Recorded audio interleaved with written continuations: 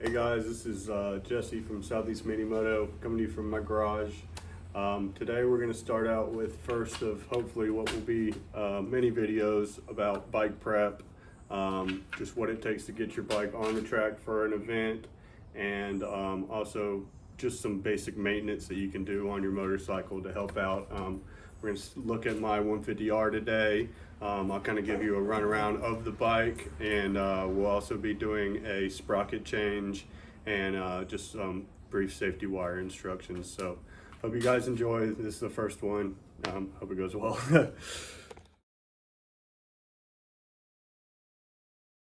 Alright guys, got the bike loaded up on the rack, and I just wanted to quickly walk around and show you some basic bike prep that we require and most organizations require for their 150Rs and other liquid cooled 4 strokes and 2 strokes too, I guess, anything with a carburetor on it.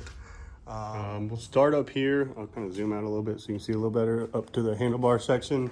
So on mine, I run these bar bend or pro bend bar guards with the plastic sliders. That really helps when it goes down, minimize track damage and damage to your bars. They slide a little better. Down here we have your spools. Over here we have Gunner whining because he's not getting any attention. But right here on the brakes, this is pretty important. I really like people to do this. And I'm going to go over how to do this safety wire. But we want you safety wiring your caliper bolts if you're racing. It's pretty important.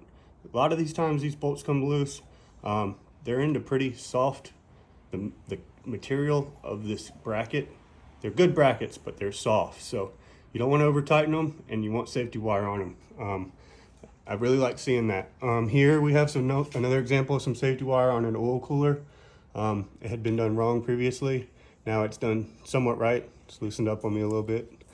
But then we have our catch can system. Get lots of questions about the catch can systems on this bike. So I'm gonna briefly go over it now. I'm gonna do a better video on it soon. But basically all your lines that come out of your carburetor, your vent lines, and your drain lines need to be routed to some sort of semi-sealed or sealed catch can system. And it needs to be below the level of your carburetor by, enough to let these lines drain down inside. And you'll also see on these flat slide and most carburetors, you're gonna need to vent them at least once. With the flat slides, you're gonna need several vents, and those vents are gonna need to go up and over so that catch can system can still breathe properly, but it's sealed in the event of an accident to catch most of that fuel.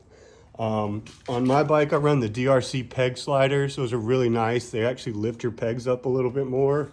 The rear, I have the Mad Lab sliders. That's a really nice setup for these bikes. I'm gonna show you how to take it on and off here in a little bit.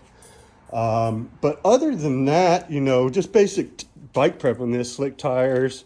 And of course you got your oil fill safety wired, your drain plug for your coolant. It's kind of hard to see down there, but you can see my oil drain is also safety wired. And we have some safety wire up here just to prevent your cap from coming loose. I'm gonna go over how to do more of that here soon, but I just kind of wanted to give you an overview of how I've set my bike up for the track as far as prep goes. And now I'm gonna just do a brief walkthrough of how I change my sprockets, because there are a couple tricks just to make this job easier on yourself. So I'm gonna go through that. Sprocket change. Before I pull everything apart, I wanted to show you my safety wire setup too on my rear axle. This is a pretty easy way to do it. You can see it just wraps around the adjuster, just tight enough so it won't slip off. Comes up and is pulling on the nut on the ways of tight. That's really important, You can't run it down here on the bottom side and do it, because then it's actually pulling the nut loose. So you want to tighten everything up, torque it down, then put your wire on it. And I like to do a little pigtail at the end, just so it doesn't come undone and doesn't poke anybody while it's on there, or if you get tangled up into somebody. So There's that, but I'm gonna go ahead and just put the camera on time lapse and pull all this apart. And really the key to this whole process is how you get the sprocket off. So that's what I'm gonna show you real quick. Go ahead and get your tools laid out that you're gonna need, and a nice area to put all your stuff so it doesn't get all dirty. Just want to add that.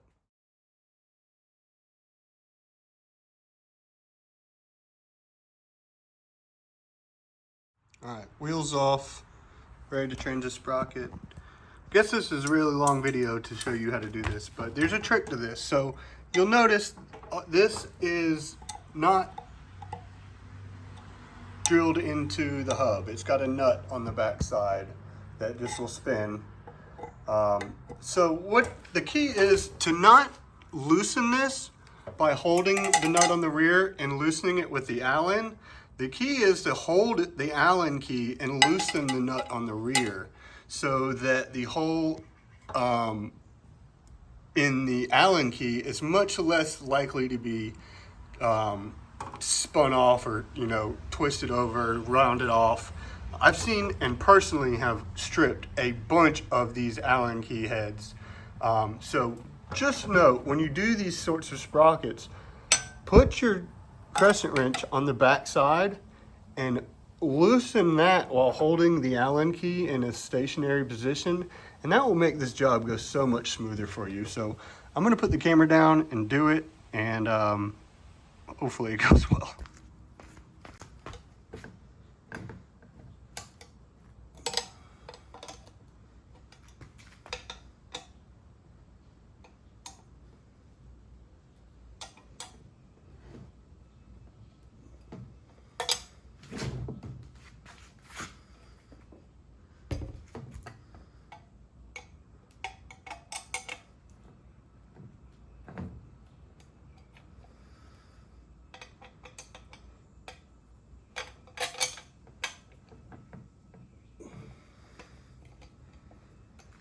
Now that they're loose, you can use the Allen key to take them all out. That's the trick. Don't do it the other way. You will strip the Allen key head off.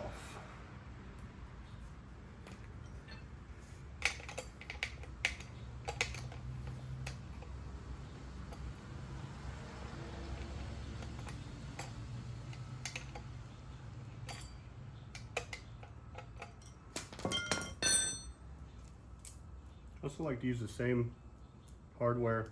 I don't like to mix it all up. So, same nuts on same bolts. I don't know why, just to have it. I'm sure you could see my thread locker markings as I loosened everything up.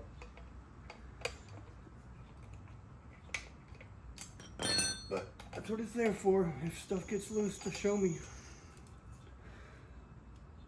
Safety is our #1 goal for these things.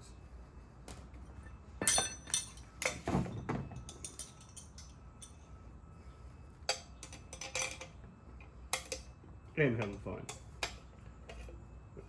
I find working on this stuff pretty fun. Running the camera too, not so much. There you go.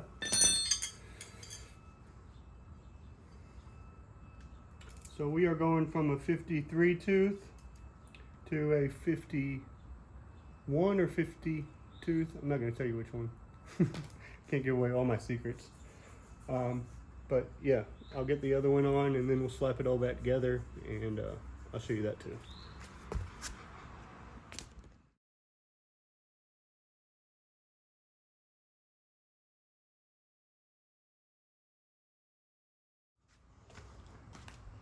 Alrighty, got the new sprocket on. Just gonna get it fit up on in here. Put it on the right way.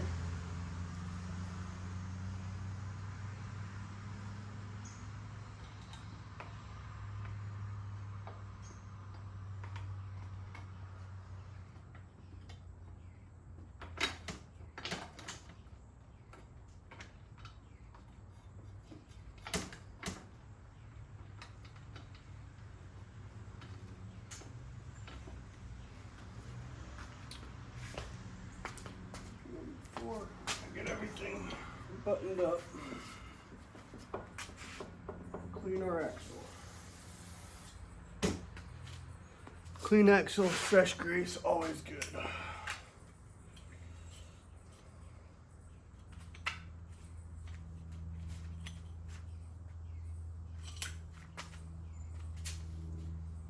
This Maxima grease is awesome.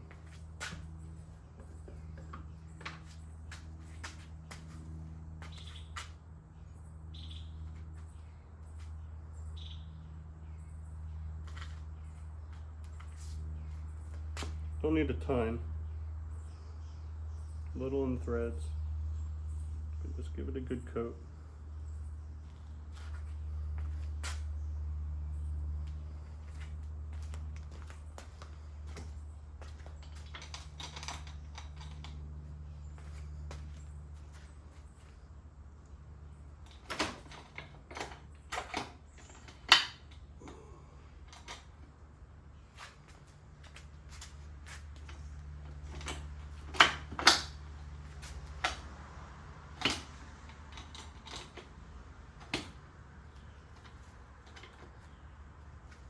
Just as easy as that. Clean this off.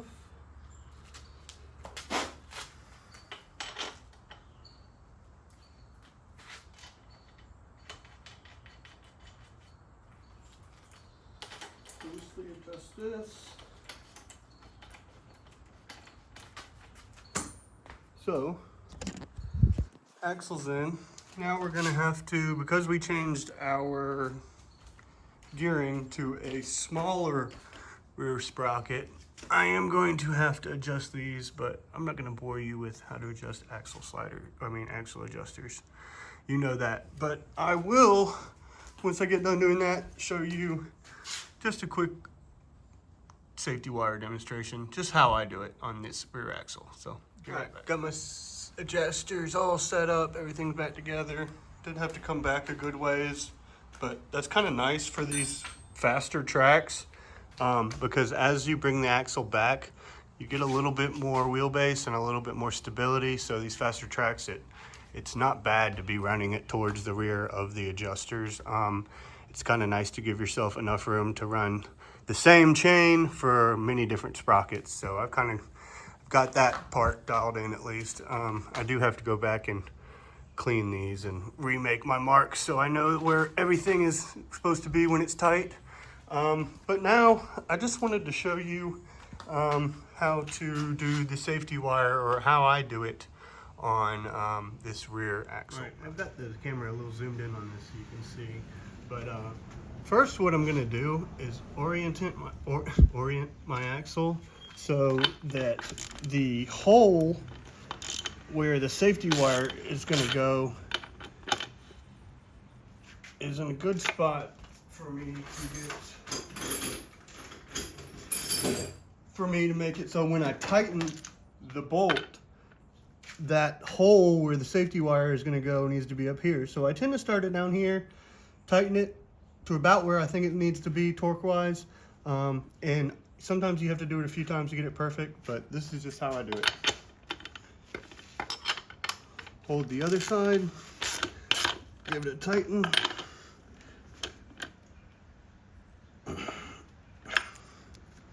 All right, so it's pretty far up right there. So what I'm gonna do is loosen it off a little bit. And then with this side, spin the axle back just a little bit.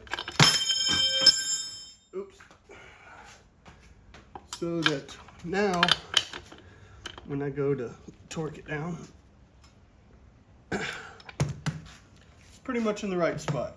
Now I just got to get my torque wrench on it, and we'll make sure it's perfect.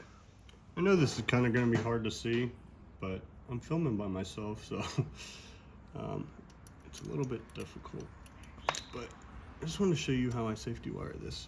So you get your little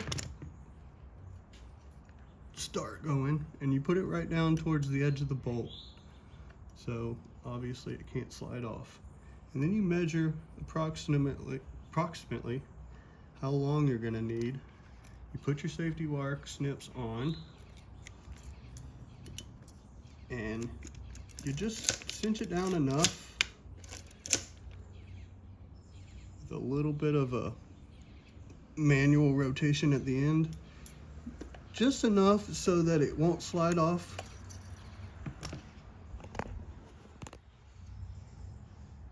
Focus. So it won't slide off. It's spun up enough to where it's going to go through that hole and not have an issue. And so now I'll just take it,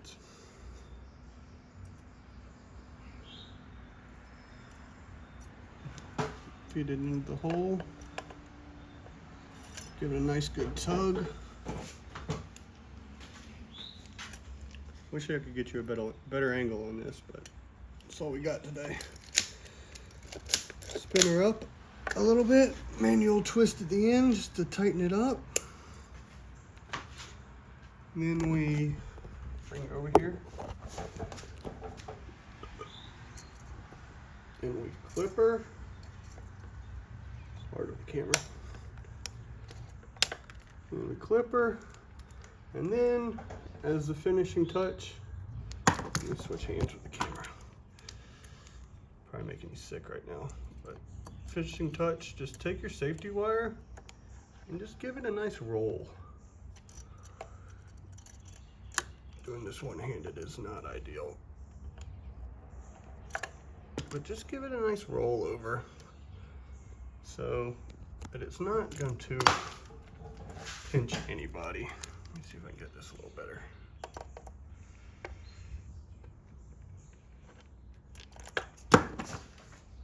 Just like that. So that's how I do my safety wire. This bike is now ready for, let me zoom you out a little bit. This bike's now ready for CMP. Got the new gearing on it. She's ready to rock. I look forward to seeing you all there. Thanks for watching. See you next time.